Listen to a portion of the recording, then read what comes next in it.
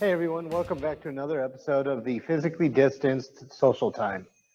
Today in the interview, I get to talk to a gentleman from Australia. His name is Scott Witt. He goes by Scotty. Scotty's been in the business for over 30 years. He's an actor, he's a fight choreographer, he's a clown, he's an educator. He's done a lot of things in the industry, and I'm really excited to talk with him. Thanks for joining me today, Scotty. I've had the pleasure to work with you and train with you a few times, and you're just a fun guy to hang out with. And so thanks for taking the time to chat with all of us. Thank you, sir. I really appreciate it. And you've got quite the interesting line of work. I've talked to stuntmen, I've talked to fight directors, I've talked to fight choreographers, I've talked to producers. I don't think I've ever talked to somebody with your skill sets, and I'm really looking forward to it. Yeah, I'll probably blame my childhood. Which, you know, I'm joking, but it's kind of true. Wait, we're supposed to grow up out of our childhood? No, I have severe Peter Pan syndrome, I think. I mean, look what I do for a living. Totally. I understand. I'm with you. Collect flags and kill people. So, Scotty, and now let me ask. I know you as Scotty. Do you like to go by Scotty or Scott? Yeah, Scotty seems to have stuck. It originally kind of came from a Scott, and then my middle name is Edward. So anyway, that's sort of how the Scotty thing started, and then people put the I in as opposed to Y, because there's a lot of Scotties like Scotty Brown. I think Scotty Brown is a Y. So I just thought I'll create a point of difference and have an IE just to be annoying. Yeah, that's like I can tell who I'm talking to in relation to different parts of my life, because when I was in Europe, they all called me Stevie. So I know who I'm talking to from Europe because I'm Stevie to them. Based on the audience. Yeah. Yeah, great. So Scotty, you are, as I said, you're a fight choreographer as well as an actor, but you're a clown also. Yeah. Do you also teach martial arts? No. The safe answer is no. Okay. Conceptually within my work, it's in the DNA of my work, and probably philosophically, background sort of Aikido, modern fencing and wrestling, with a lot of very heavy sports upbringing, because my father was he was a teacher. I think my father was a very frustrated actor, but he grew up in a time when that just wasn't really a thing. And his father was a cop. His father's father was a cop. And I think he was expected to be a policeman, and he ended up being a teacher. And so there's a lot about my father and my mother, but I'm just talking about dad at the moment. And just with the big sports upbringing and being a bit of a fool, and when I was saying, jokingly, having a go at myself about blaming my childhood, because he was a teacher, we kept moving around a lot. So I probably went to like 9 schools. Oh, wow. So with hindsight, I can look back on that upbringing, and I either had to fit in through being a bit of a fool to try and quickly fit in with the new bunch of people. So it was either through fooling around or through sport, because I was very good at sport. So I'd quickly get onto a rugby team or a hockey team or swimming team or athletics team or volleyball team or soccer team, football, we call it football, and gymnastics. So it was one of those two things, sports or clowning around. And then that obviously fed into a large part of kind of who I am, which is about reading people, reading the audience, working out how to fit in.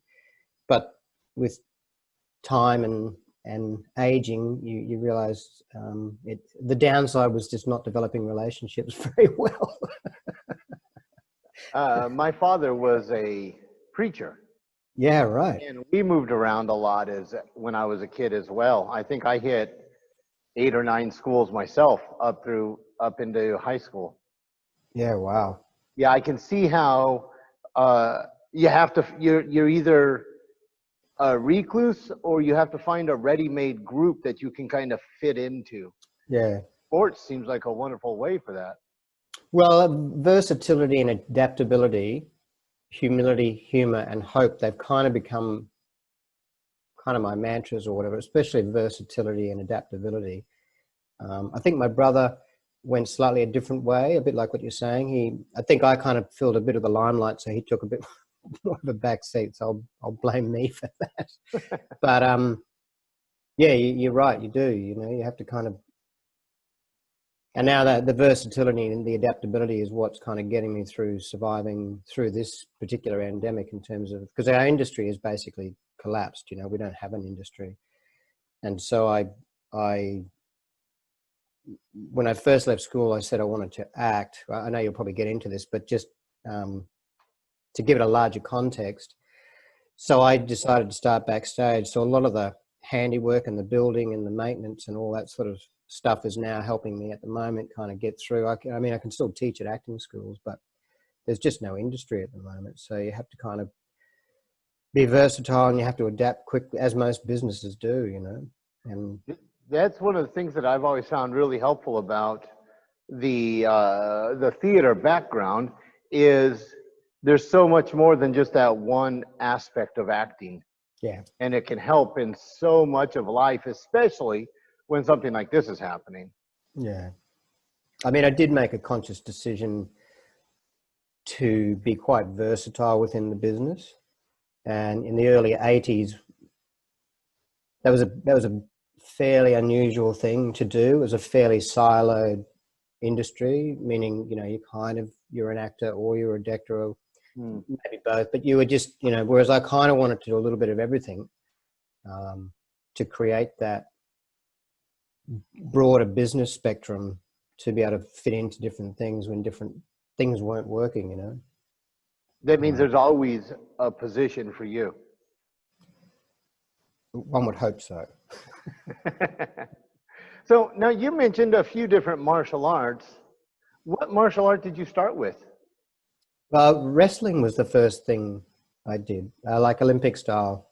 Yeah, collegiate wrestling. Yeah, I think that's what you call it. You know, the red. That's what we call it here in the U.S. Yeah, the red and blue outfit that you turn inside out. The onesies. Yeah, yeah, yeah. That was the one. Which I ironically thought that would be just a good thing, you know, to have as a skill set. And it's kind of how I got my first fight directing job. I was just training one night, and these two actors that I knew walked into the space, and they were like, and I was like, well, what are you guys doing here? And they went, we're doing a production of As You Like It, and there's a wrestling. We thought we'd come up here and learn a bit of wrestling, and you know, this is like 1987 maybe. And I said, oh, I'll help you out. You know, which I now know is probably not the correct thing to do. But that's kind of what's piqued that curiosity about fight choreography, and then I, you know, went on to do other stuff. But yeah, that was the first actual. Do you call wrestling a martial art? Isn't it? Yes. Yeah. So like in school wrestling, yes. Yeah. You also mentioned fencing, taekwondo, but also gymnastics. Aikido, not taekwondo. There's no way in the world I could do a high kick. So Aikido, and do you still practice martial arts?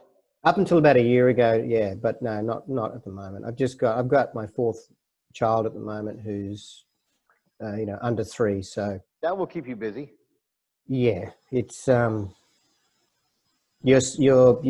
your self-care really goes way into the back of the station wagon. It's not even in the back seat. You're towing it along behind. Yeah, totally. How long did you do gymnastics? That would have been easily from the age of 6, you know, 5 and 6 until maybe 13 or 14. I don't quite have the aptitude for that, but that certainly helped with all the falling and the rolling and the tumbling. And there's a lot of, as you know, there's a lot of rolling and tumbling in Aikido as well. So those things really kind of married, I suppose, or came together. I can see how it would be a nice foundation for what you want. Yeah, totally. And my 6-year-old daughter at the moment does ballet, but she's also really interested in gymnastics as well, which I'm not shying away from, you know, because it does provide a great foundation, you know. I guess the only thing to guard against is when you get so into one particular form of movement. That can be a good thing, but it can also then start to have really long-term effects on shapes and things that happen to your bodies that, if you want to do other things later on, can be really harder to unpack, you know. And you notice that when you're teaching actors who maybe did, you know, 15 years of ballet, you can just see it in the way their legs and hips and feet work together, you know.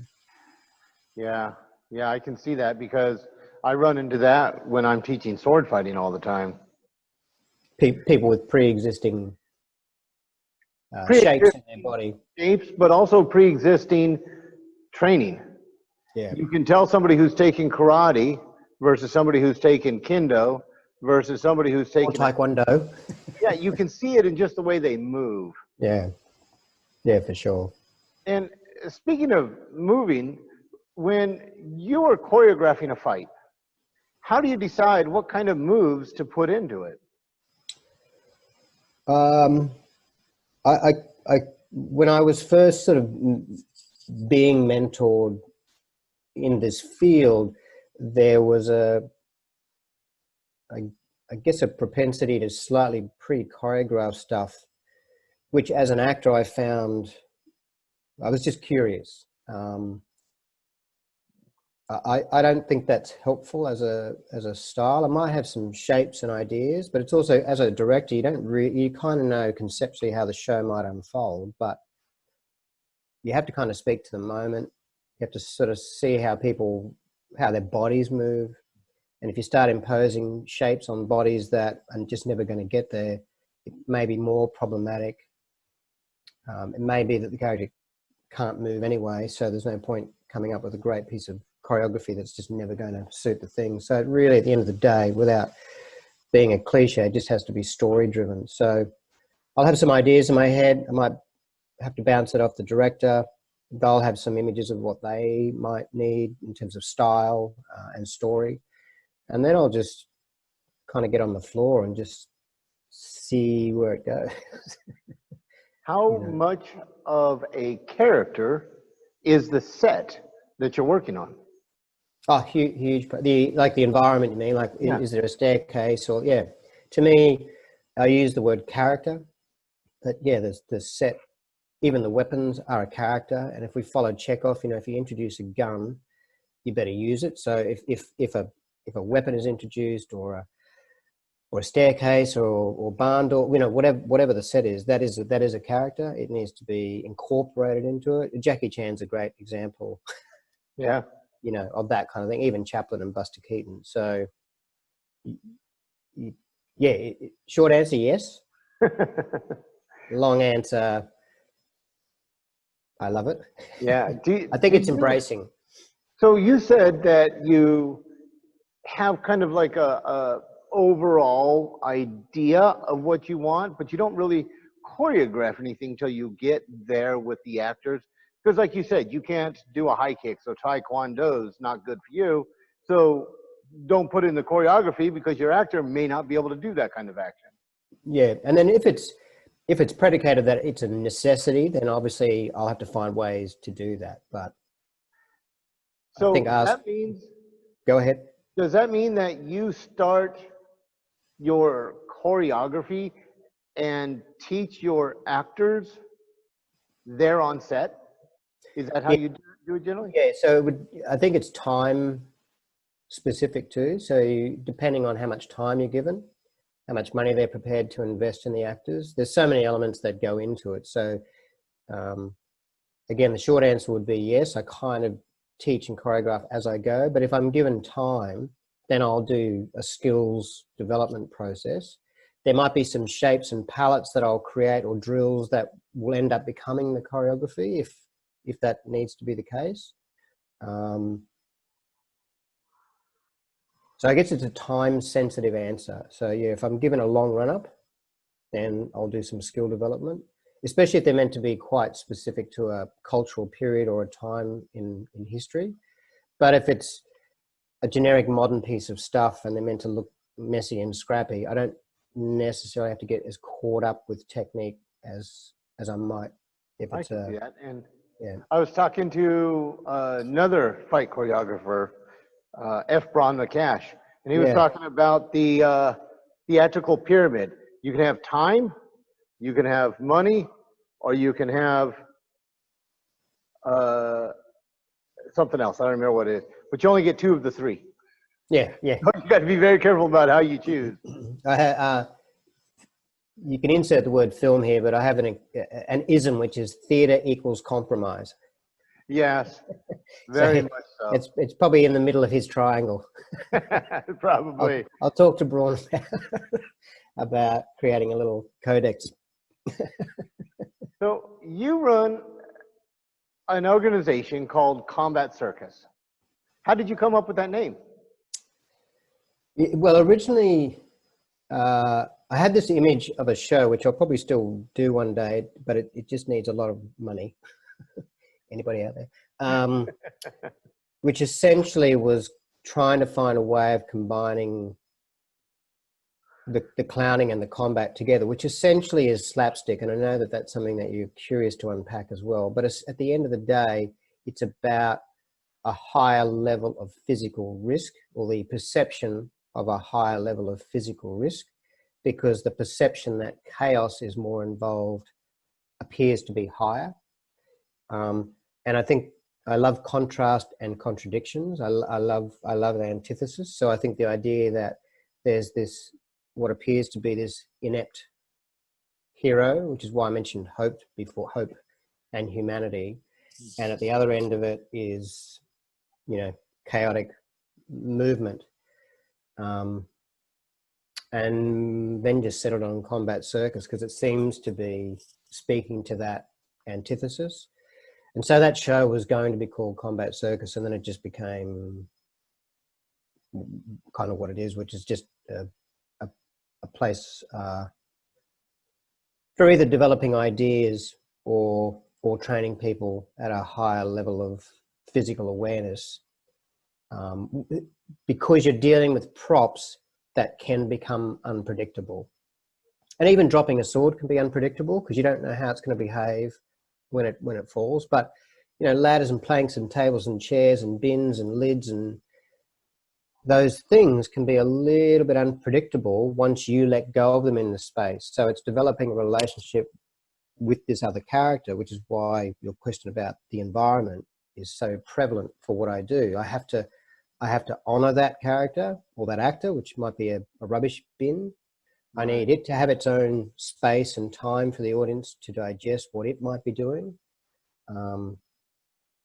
One of the things I use, or the expressions I use in class is don't compete with the prop. So if the prop is having its own moment, like if a bin's spinning, or, you know, when you drop a coin and it goes, there's no point you doing stuff to compete with that, because it now has its moment on stage, you know, and there's a perception of danger and chaos because we don't know this inanimate object is now alive. And if I endow it with being even more alive, then it has a life of its own, you know.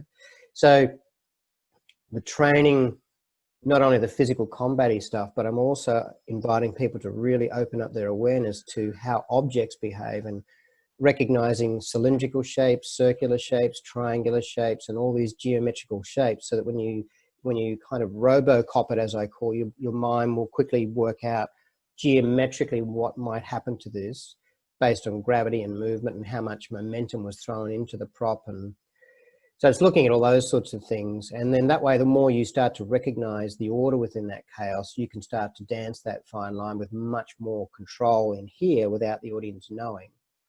And then you find out that chaos really isn't as chaotic as it looks. That's right. It's not. It's not. I like the word that you used, which was controlled, because it's all controlled chaos.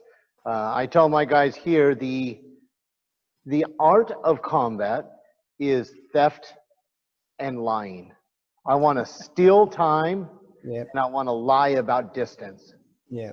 And then when we take that to the theatrical side, we are working together to steal and lie to the audience. Yep. Lie about our danger. Yeah. Right? steal them out of their modern moment and into the story. Yeah, yeah. And it's that control that you're talking about. It's fascinating. Yeah. Um, And yet appearing like you don't have control. yeah, which will take us back into slapstick, which is one of the things I really want to talk to you about. Mm. So you have Combat Circus. How much combat is involved in your training? Let me actually add one more thing to that question.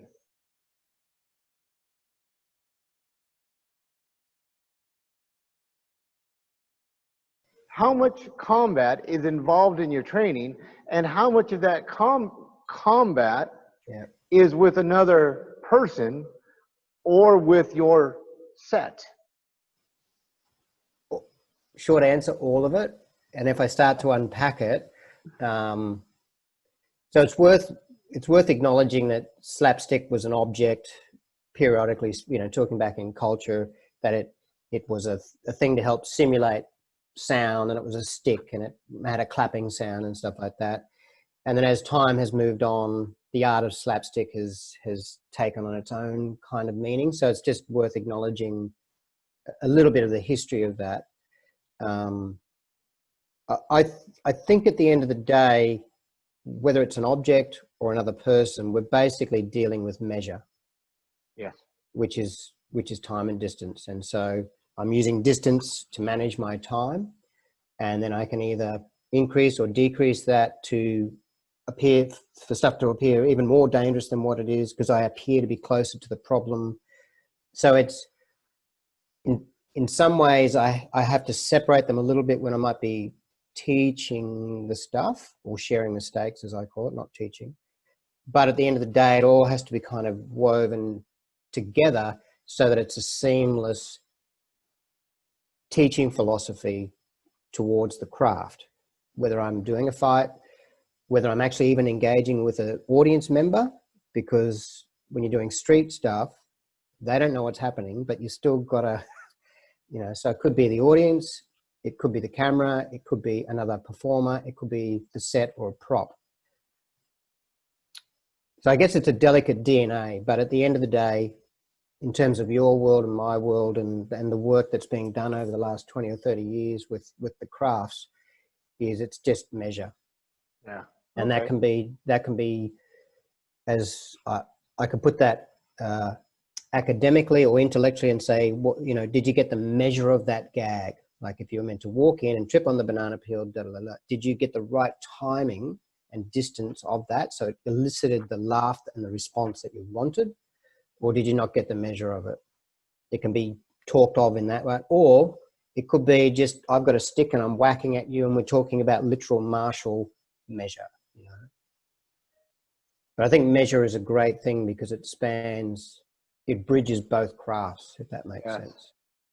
And I really like your description of, did you get the measure of that gag? Right, because that takes it out of here and puts it more into here. Totally. And it has to be embodied, because at the end of the day, you're trying to strike a chord with the audience. You want something to resonate with them on a physical level. Yeah. It might be backed up with an intellectual joke, but Buster Keaton put it really well in that period just before the talkies, when they put up the card with, you might have the person walking along, and then it might have a black card that says, I wonder what's going on here. And then you'd cut back to the person walking. He said, if you've got to put in too many of those things, we're not doing our job physically. And what I gleaned from that is that it's a physical art form. We should, if we're not talking, because most of the physical comedy stuff, there's not much text. And what you're trying to do through the body is communicate emotionally and intellectually what's going on. And if you're not clear with physically communicating what's going on, people will miss the nuance of the psychology of it. So there's a lot going on. So it sounds to me like what you're describing is just another aspect of the communication through body language. Totally. Which we do all the time. And so this is having that conversation with the audience through your physical body language. Totally.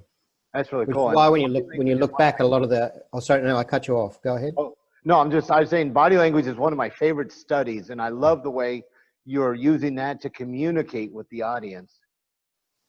Yes, and it can be granular, when close up, what's going on here. And then when you look at a lot of those old black and whites, these big wide shots where you've got a small, Buster Keaton or Charlie Chaplin use some cliches. There's Jacques Tati, there's a whole bunch of them, but they're communicating against a big backdrop, and still holding the focus within that, Yeah, Yeah, it's fascinating stuff. It's great. yeah.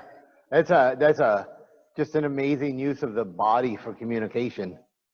And it has to be effective and correct, because if you hold your shape in just the wrong shape and convey slightly the wrong intonation or meaning, the audience might get to act 4 and go, oh, I thought that he didn't like that door.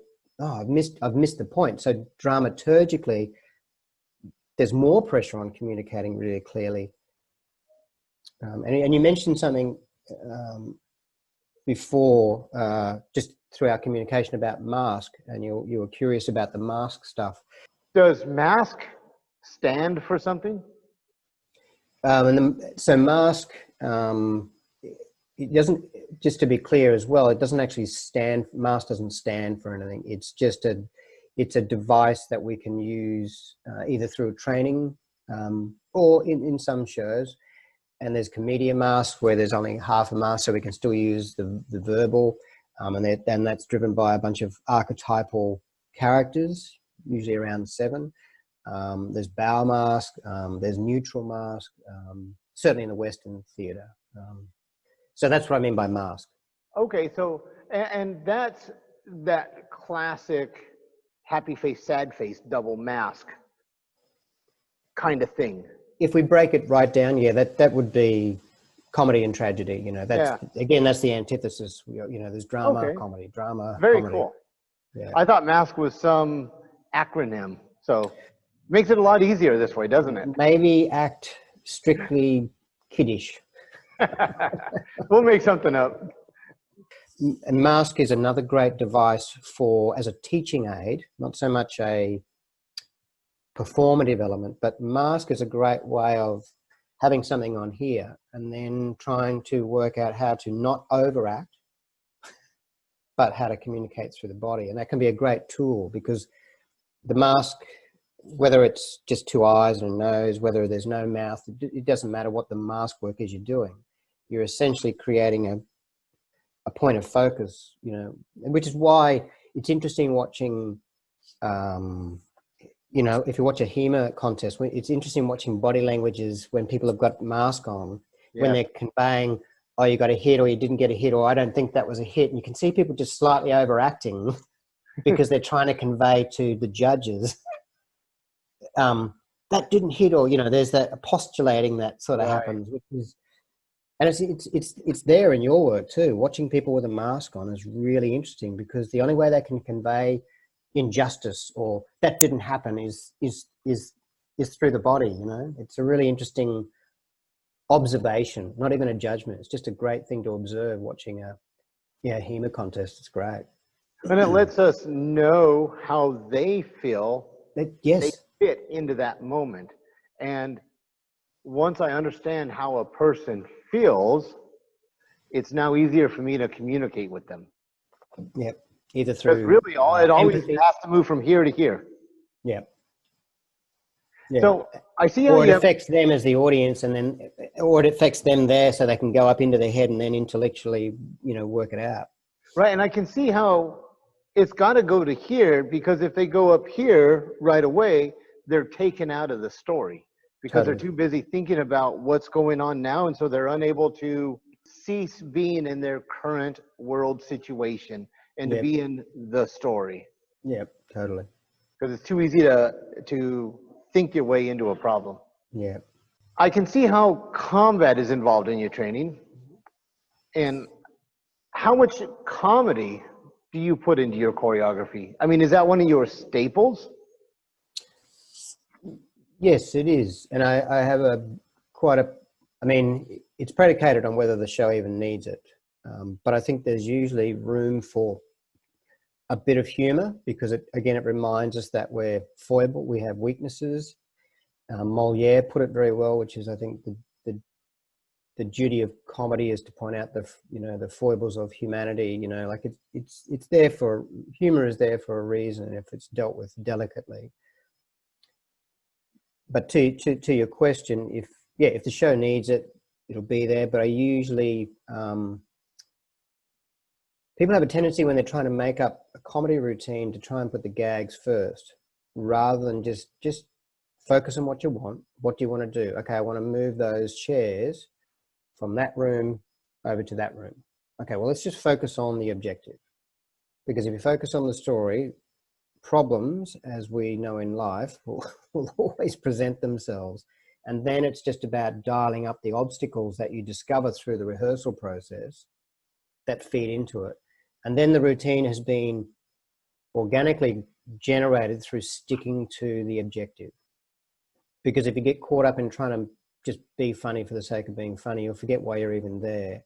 And then it's just gratuitous, Right. Like putting a fight into a story simply That's for not the really meant to be sake of there. the fight. Yeah. It And I'm has to usually, forward.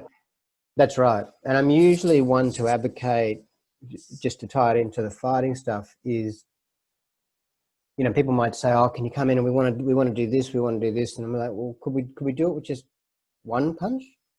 Like, I'll try and advocate for how do we create less to achieve more. And calligraphy is or painting is a great exponent of that, where can I just do one little brush stroke to convey what looks like a trunk? Or do I need to literally draw the whole trunk Right. and do all the work for the audience? Gestalt has one principle, which is we have this propensity to want to fill in things, that humans like to fill in the blanks. So if you give them half a circle, their brains are hardwired to fill in the other half. And so what I glean from that for theatre making, or even filmmaking, is that if we can do just enough to create the beginning of the picture, then the audience can start to subscribe to it, and then they take ownership over the story and start joining in with the process and lean into the piece, rather than a big blockbuster where everything's just happening at them and they're just eating popcorn and being told everything. I think it's potentially more engaging. So to get back to your question, whether it's comedy or, it's just that less is more thing. Can I just do one thing to infer or invite many other thoughts, rather than just... It sounds almost like the difference between watching a movie or reading a book. Whereas it sounds like what you're talking about is you're allowing them to utilize their own imagination to fill it in, and that makes it not only more, because our imagination is way stronger than anything we could ever put on stage. That's right. But not only does it make it more, it makes it personal for each one of us. That's right. And then people can take it back to their own lives and go, oh, this argument that I'm having with my kid about this, I can see why this is, and then it becomes personal. Yeah. Because at the end of the day, powerful. Yeah, one would hope so. Yeah. Because if you and I are watching the same show, we may not see the exact same thing. Two different interpretations of the same. Right. And then the third thing, which is what the author or the actor was trying to convey. Yeah. And so it gets to be fascinating. You also work in opera and ballet, as well as on just regular theater and in film. Yeah. What kind of work do you do in ballet? Occasionally you'll find some choreographers will open up their process to other choreographers. Ballet's really has a big, rich history, and a lot of the shows can often be quite, I guess, strict in their mode of delivery. So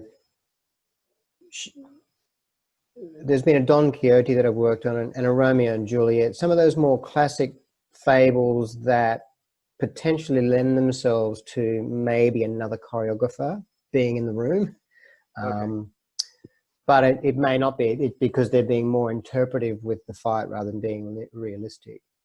And in opera, it's pretty much the same as a normal theatre show. You know, there'll be a fight sequence, and you know there's nothing really that special. You just may find that some of the performers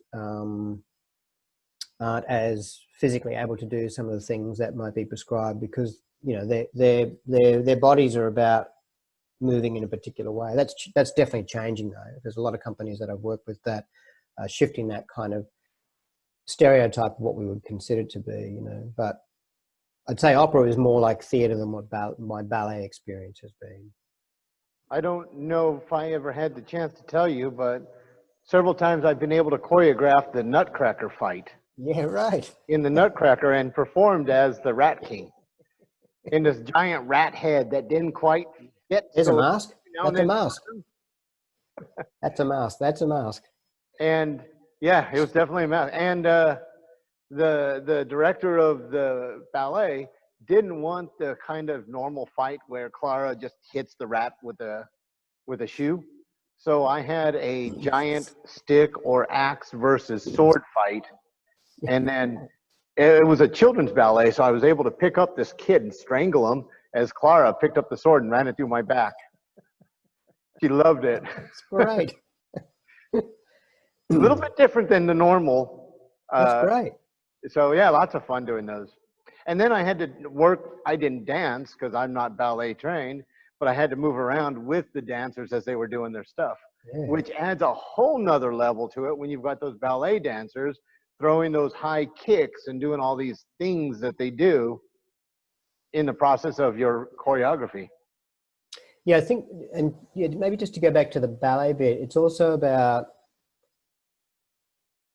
developing movements or choreography that is working in harmony with that landscape. So not keeping stuff on the ground is not going to be helpful. They may have been moving all night and all of a sudden they might be too grounded. Maybe you need to meet their style of movement and shift some of the shapes to blend in with what their bodies are doing. Maybe.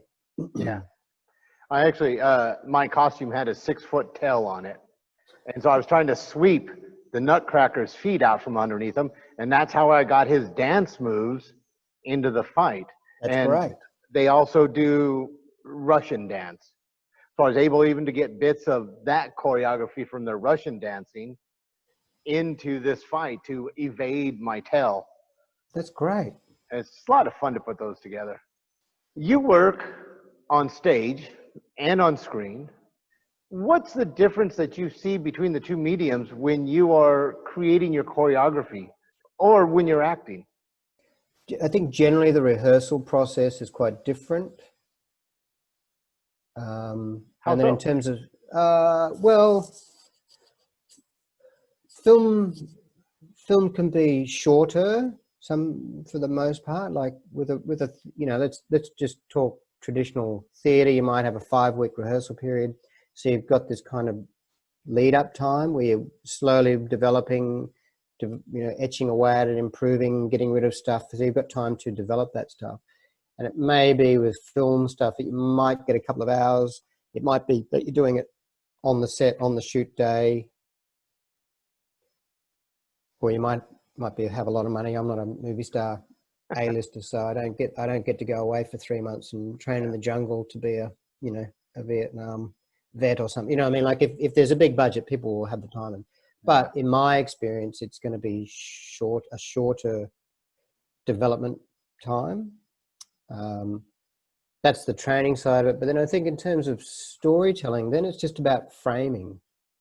How are we framing this? So essentially in theatre, we're always in a wide shot unless we use lighting or architecture of body shapes to really pinpoint where the focus is to create the illusion of a tight shot on stage. But with film, we have that ability to take the eye where we want the eye to go, Princess Bride, The Duelist, all those kind of classics, even Polanski's Macbeth, you know, during those fights, we can take people to the nuance of stuff, or we can do some, we can move the camera around and make it look like they know what they're doing. It's kind of like the difference between watching John Wick and watching an MMA fight. Yeah. You got the same kind of thing, but they look completely different. Yeah. And that's all based on the frame. Where do we want the eye? Yeah. You know, what's the nuance of this part of the story that we want to convey? And how do we want to frame that character in that moment? That's right. You know, and if like if you look at a Bourne film, for example, like the stuff where the blades get brought out in the shower scene, like all of a sudden a new character, to go back to go kind of full circle, a new character is brought into the scenario, or the book when he's using the book, all of a sudden we just need to introduce that character. Otherwise we don't know what this new element is in this part of the storytelling process. So probably training or timing, in terms of your question, what are the two main differences? And also just what's the framing ability that we have or don't have in the two different mediums. Yeah, a theater is all master shot, if you will. That's right, but I think we can treat it with a little bit more sophistication through, you know, do we have a moment where our bodies and shoulder girdles and hip girdles and feet and hips frame into something and generate the really small bit of focus, and then take it back out. You know, we have that ability. We just had to do it in a very sophisticated way through bodies and shapes and line of a weapon or lighting, or, you know, it can be achieved. It's just a different type of close-up. That's fantastic. I mean, that gives me things I want to start playing with in my choreography, and even just not choreography, but positioning and communication with the body. I can't wait to play with it. Yeah. So when I'm teaching, for example, if I'm teaching combat to actors, and because I bang on and on about hip relationship, or where are our hips. So, for example, depending on what word you use in what movement system, but say someone's just doing a vertical descending kind of strike, and I just either slip my legs out of the way. I have kind of three options, just putting it crudely. I can either allow my hips to kind of almost go away from them, like I want to run away. I can allow my hips, through that bit of slipping footwork, to be orientated towards the hilt or the hand, or I could just not move my feet as much and have my hips towards your center of mass. So even just there, I can do the same shape with my feet, but I can convey a completely different bit of intent about me and my relationship to you and the weapon and everything based on my hips. So even with that, dramaturgically, I can use the martial understanding of hips to help convey a dramaturgical understanding of what's going on in this moment. Am I worried about you? Am I worried about the weapon? Or do I want to run away? And those three, you know, and there's micro choices within that, but just being crude in terms of gross motor skills. Yeah. Am I focused on you and I just want to deal with you? Or do I orient my hips and I focus on the weapon? Or do I take my hips away and assume a body language of, you know, I'm scared of all of this, you know? And those are choices that we have, all predicated on a martial understanding of hips and how our feet, to quote Anthony DeLong, unlock our hips, you know? Yeah. Yeah, that's very cool. I mean, I do the same kind of thing in my martial combat, and it's neat to hear you reiterate the same kind of thoughts using different words, and I look forward to playing with it. Now, we've talked about your storytelling with it. What's that? No, go. And storytelling with it. Oh yeah, very much so. Because again, we're lying and stealing, and that's a story. Yeah. We've talked about the combat side of Combat Circus. I want to talk about the circus side now. How did you train to be a clown? I guess just old school, working the street, doing a lot of street theater, doing a lot of comic roles. But I didn't go to a school as such. It's deep in my DNA, I guess, which is why I talked about the growing up and reading a new social situation and working out how to fit in. And then when you migrate that work to street, working the street in terms of street theatre, an audience could just walk away. That's the reality, because they're not paying to be there. So you've got to really read who wants to play, who doesn't want to play. Are they here? Are they present? Are they thinking about something else? How do I keep them in this moment? That said, I had a strong, probably would have went for a couple of years. I had a strong mentor. His name's Lee Ross. He's a New York-based clown. And he came out to Australia in '88 for the expo that was out here in Australia. And then he liked it so much, he just stayed for quite a few years. But I kind of latched on to him, and he was a traditional Lecoq. He went to the school in New York, which the school, remember the show Fame? Yeah. He went to that school, then he went on to cool. Lecoq. So he did a lot of neutral mask. He played a lot with the audience. He'd do really traditional busking style stuff, and juggling and all that sort of stuff. And I just latched onto him, and he moved to Melbourne, so I moved to Melbourne. I just watched him every weekend for a good two years or something. So I had a really solid, very traditional mentor type relationship. And then part of the reason why I'm investigating or curious about developing a school here is that to do clowning training in terms of a traditional, obviously we're not talking about red fuzzy wigs and all that sort of stuff. We're talking about something a little bit more sensitive to that. If you're kind of down under, you really kind of got to go to Europe to get that traditional training, either in France or Spain, and there are some places in England. And I started thinking maybe I should just do that here, so people don't have to travel away. And I'm also about just trying to codex the work, because no one really has written anything about physical slapstick. It's kind of just left up to fate and just hoping you don't hurt yourself. Okay. Whereas I've genuinely, which I did in my master's, I've kind of codexed it into that chaos and the stuff that we talked about earlier, in terms of having a much more methodical, practical, process-based approach to it, and pedagogical approach to it too. So I have a really solid foundation to this work, which is really ensconced in, that's not quite the right word, in martial understanding in terms of the measure stuff, and then kind of slowly building up so that eventually you can just walk out into the space and go, okay, what's going to happen? And it's funny that you say it that way, because I've talked with people that have done a lot of study into court jesters. Yeah. And quite often court jesters were fencing masters. Yes. Because they were the last line of defense before their noble. And so they weren't just the funny guy, they were heavily martially trained. Yeah. And that actually brings me up, and you already answered my question. There are schools for learning how to do this. It's more than just being silly. Silly, yeah, totally. And I think, yes, and I think I feel like I have a duty of care to the greater understanding that it is its own skill set. It's not just about being silly and making it up as you go along. Sure, there are some people that might do that, but it's more delicate, it's more deeper thinking than that, and it is its own art form, and it is quite martial in some regards. And my shirt, hang on, I'll grab my shirt, hang on, which is what, oh, he's got a goblet. Yep.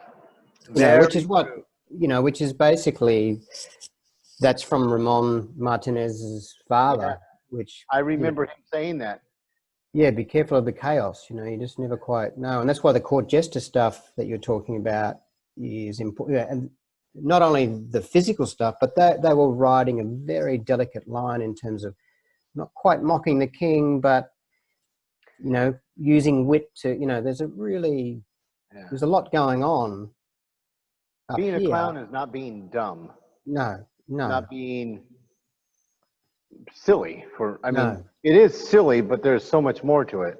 Yeah, that's right. I listened to a really good interview with, I like Mark Maron is a stand-up comedian. He has a podcast called WTF, and he just recently interviewed Jim Carrey, who not that I'd put off as being anyone silly, but I really had my mind open up to his approach to stuff, and started seeing the Nick Odson sometimes refers to me as a bit of an iceberg. You know, there's this appearance that there's this thing happening here, but the teaching philosophy is much deeper than that. And I started to see the underside of his iceberg. It was, and even Robin Williams, if you listen to some of his stuff, you know, when he was in times of not going through depression and stuff, really fascinating stuff that's going on. And that comedy tragedy mask that you're referring to it's a big continuum. Again, just to get back to antithesis, and there's a lot that can happen within that, you know. Well, it's like when you were saying about the different masks, you've got all these masks, but then you've got segments of each one, and you can go in slightly different angles at any point. That's right. There's, you know, Commedia dell'arte is good because it gives us these archetypes, you know, the fooling kind of doctor, and the lawyer, and the capitano who thinks he knows everything, but he's just a bit of a fool, and then the different types of fools within the fools, you know. And those archetypes remind us that humans aren't stereotypes, that we, you know, and it's that's easy for us to see them that way. That's right. Yeah. And that's the tragedy of bad comedy, is just to stereotype people. Earlier, you had mentioned slapstick, and we talked a little bit about it. What is the difference between slapstick and clowning? Or is there one?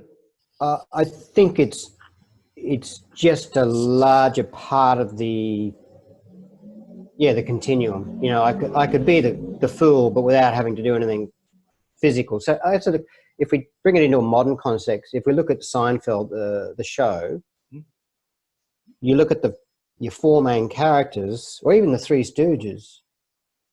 You know, Harpo running around going quick, quick, honk, honk is not going to do the big, you know, bashing into things. So Kramer is going to be doing all the door stuff. Seinfeld is just going to be the barometer. George is going to be kind of agitating away from that somewhere, and then you've got Julia doing her thing. And so when you put all those clowns in one room, you can't have 5 clowns doing Kramer. That would be really boring to watch. We need this continuum within the clown. It's just speaking to the archetype thing that we're talking about, to create a different POV into the act that they might be doing. So depending on who the audience is who's watching the piece, they'll access the story through one of those archetypes. You know, there might be someone watching it who is very much a Kramer, who goes, oh yeah, you know, I like the story because of the way Kramer, and they'll probably even use those words. Yeah. Then there might be someone who's a bit more like a George, who sees the story from George's point of view. So I think then, to answer your question, it just depends on the story or the style of piece that I'm doing.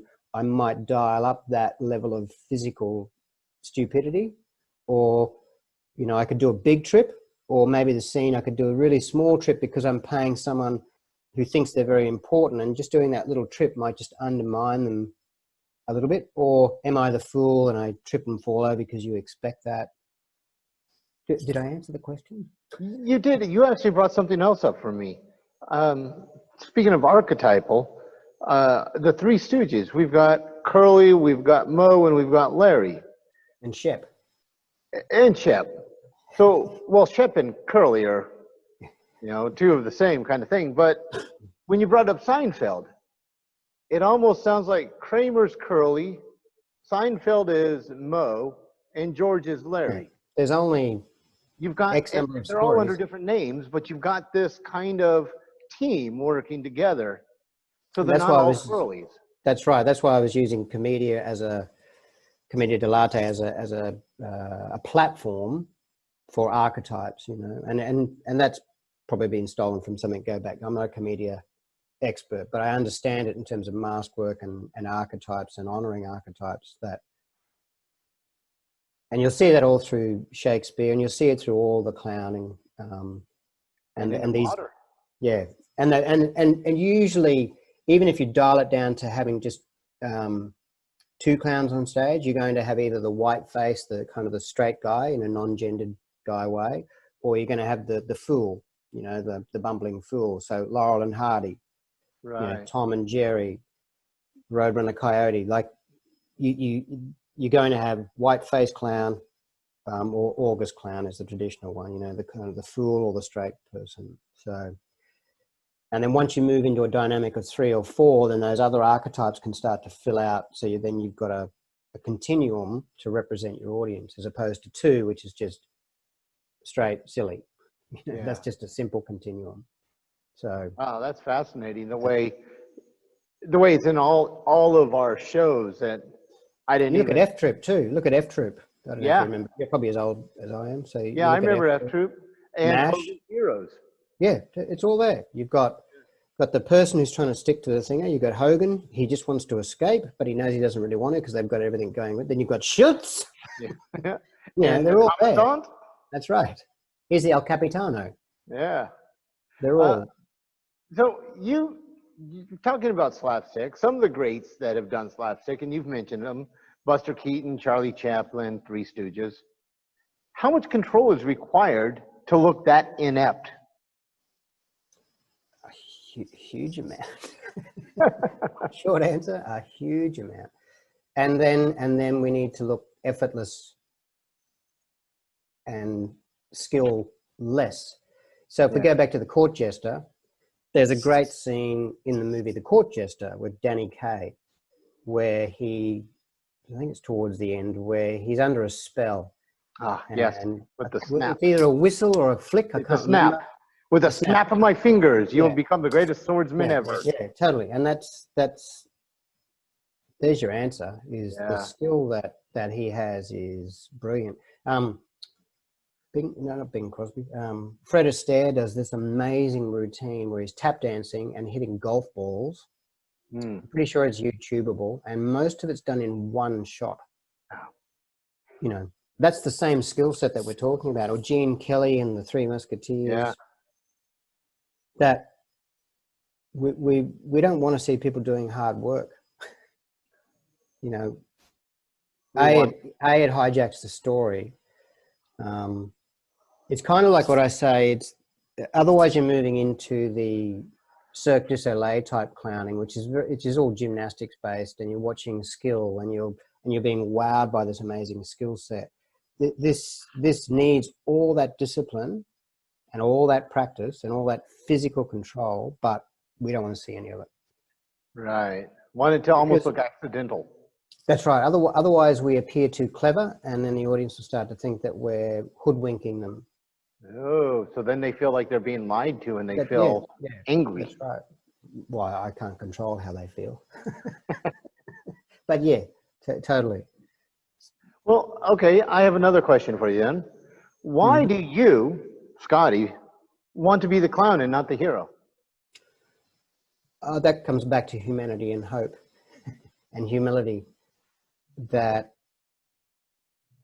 I think the clown just represents hope that someday this pandemic will pass.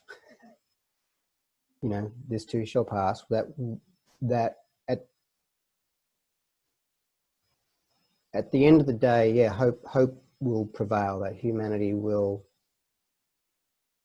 prevail, as opposed to being the hero, which is the one trying to control those elements. You know, which is why anti-hero stuff is really good stuff. But that's my personal approach, and it creates a lower status with which to achieve that, as opposed to a higher status. Coming under the problem, working through the problem, seeing the fool overcome the problem in a different way than probably what was expected. Right. But nonetheless, they kind of got there, and that we're all have foibles and weaknesses. Which is why the anti-hero stuff works. Some of the Darker Knight stuff and the Batman stuff, you know, that works stronger to me than just the hero being the hero, you know. Because we all have our problems, our mistakes, and even with those, we can still overcome. That's right. And that through humility and humanity, we can... Clowning philosophy through comedy, if you will. Yeah. That's cool. Uh, you are not only running Combat Circus, you're also very involved with the Patty Crean workshop. Can you tell us what that is and how you're involved with it? So, well, I guess the longish story is, so I received a letter, literally a letter back in those days, from For Brad. the young ones watching this, it's a piece of paper that used to come in the U.S. Postal Service. Had a stamp. And yeah, he just invited me to come along and teach. So I went to this workshop, got on a plane, did the whole thing. And then just through the course of the week there, I got to know Brad really well, because you've had Brad Waller on here. I got to know Brad really well. This must have been 98, 99. And then I got a grant to go and study with him for about 6 or 7 weeks. So I spent a bit of time in DC with him.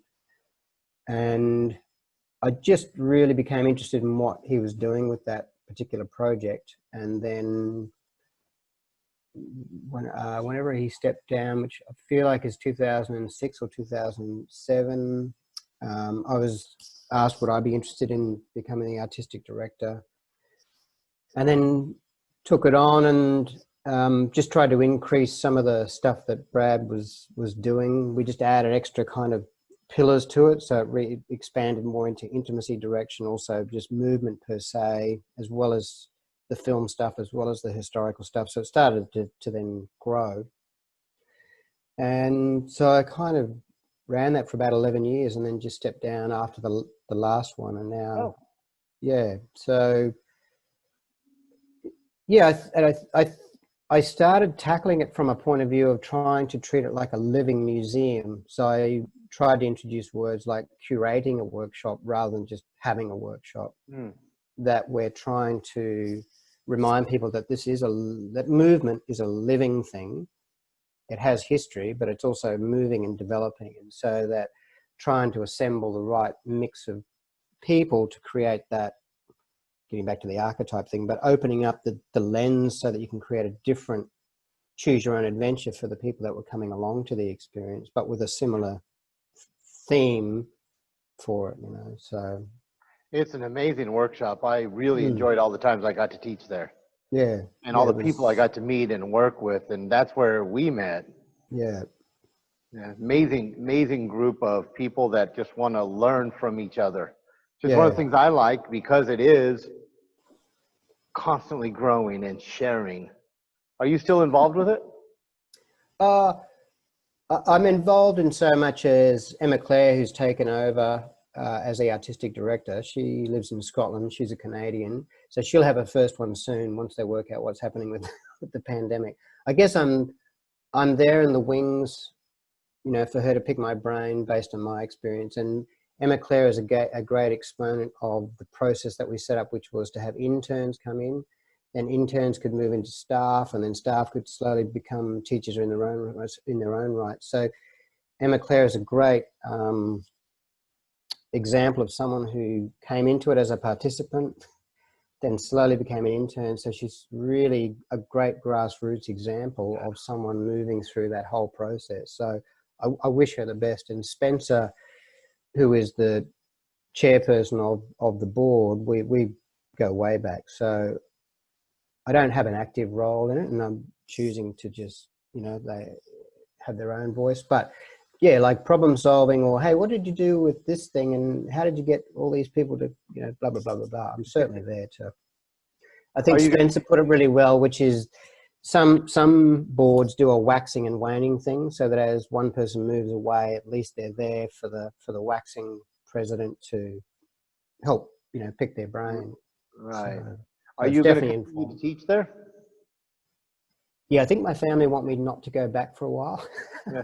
Especially with the fourth baby here. Yeah, well, I've been going there for 20 years, every second year. So it's time to do other things. Let the next generation take it. Yeah, totally. That's great. I'm glad to hear that it's made it to that place where you're comfortable, just like Brad was, of stepping away and knowing that it's safe. Yeah. Speaking of all these people and growth and bringing people up through the ranks, what advice would you give people that wanted to learn to perform slapstick or circus work?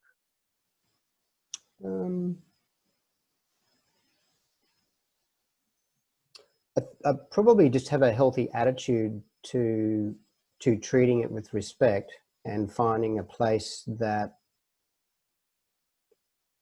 has a philosophy that backs that up, rather than you know, a wing and a prayer. So honoring the history of it and acknowledging the history of it, even if you're going to kind of advance it and take it somewhere else, but recognizing that it is its own form, and the level of risk and danger involved needs to be treated with, you know, respect, I guess. Yeah. And that it's not just being silly. Silly, yeah. And find the history. Cool. Yeah. This is one of my favorite questions for all the people I get to talk to. If you could meet your 14-year-old self, what advice would you give that 14-year-old Scotty? Hey, I'll just get him. It's the same guy. Oh, look, just do what you're going to do. You're probably going to hurt people and make mistakes, but just keep doing what you're doing, I suppose. And which I guess is, at the end of the day, saying no regrets. So I acknowledge I've made mistakes and probably hurt people, but don't shy away from that. Just keep doing what you're doing, and things will change and grow and shift, and you'll probably end up doing things that you don't think you'll end up doing. But that's just part of it, you know. Otherwise, I wouldn't even be here talking to you. Right. Yeah, I was thinking the same thing. In the future, I never 14-year-old expected to self be having this conversation with you. It was great. I have one last question. Oh, okay. And one of the things I like to ask my friends that I get to talk to is, do you have a memory of something or some time that happened with us when we were at Patty or at some other event that we might have been at together? Yeah, my biggest, this really sits with me, is when you hurt your leg, your knee. ACL. And I just remember sitting with you, and this has happened a couple of times at Patty, actually. A guy by the name of Ed was running in the dark and split his head, and I just sat with him and tried to calm him down, and just to be, that was my biggest moment. And the tragedy of that particular event is that I very rarely get to spend time with people because I'm so busy running around organizing stuff, which is why I'm looking forward to going back and teaching one day, because then I can actually talk to people.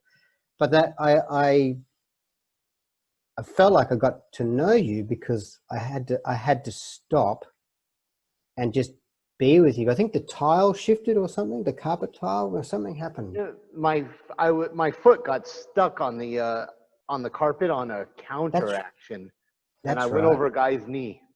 That's right.